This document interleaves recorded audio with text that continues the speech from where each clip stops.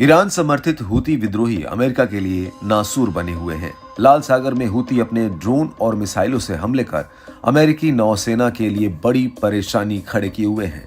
इस दौरान America in Houthi विद्रोहियों से पार पाने की कोशिश में लगा हुआ है, लेकिन अब जो आंकड़े आए हैं वो अमेरिका की परेशानी को और बढ़ा रहे हैं।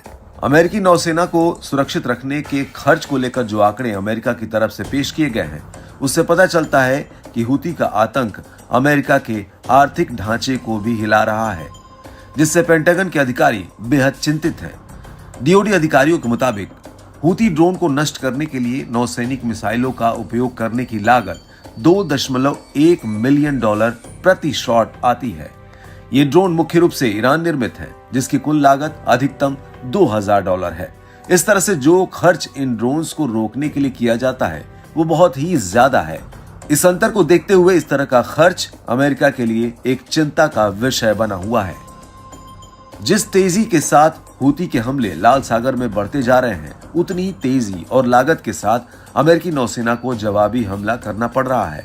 रक्षा विभाग के अधिकारी के मुताबिक अमेरिकी नौसेना के डिस्ट्रॉयर्स ने पिछले 2 महीनों में लाल सागर में 38 ड्रोन और कई मिसाइलों को मार गिराया है।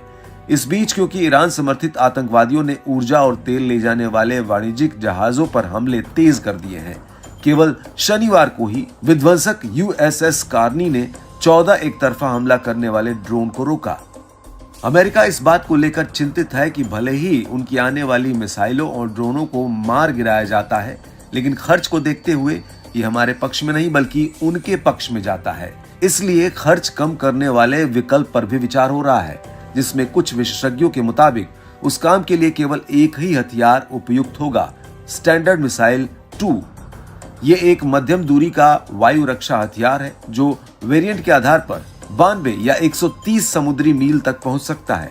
यह हमले सिर्फ हूती और अमेरिका के बीच का मामला नहीं है। हूती नेताओं ने कहा है कि हमले फिलिस्तीनियों के लिए समर्थन का प्रदर्शन है और वे तब तक नहीं रुकेंगे जब तक इजराइल गाजा में अपना अभियान बंद नहीं कर देता। इस तरह के बढ़ते हमलों की वजह से सोमवार को शिपिंग की सुरक्षा और हमलों का मुकाबला करने के लिए अमेरिका ने 10 देशों की एक संयुक्त अंतर्राष्ट्रीय समुद्री गठबंधन की घोषणा की। साथ ही रक्षा सचिव लॉयड ऑस्टिन ने यह भी कहा कि यह सिर्फ अमेरिका का मुद्दा नहीं है, ये एक अंतर्राष्ट्रीय समस्या है और इस चुनौती से निपटने के लिए एक साथ आने की जरूरत है। अब ये संयुक्त गठबंधन कब और कैसे काम करती है ये तो वक्त के साथ पता चलेगा, लेकिन फिलहाल तो हूती विद्रोहियों के हमले का असर ग्लोबल लेवल पर भी पड़ने लगा है।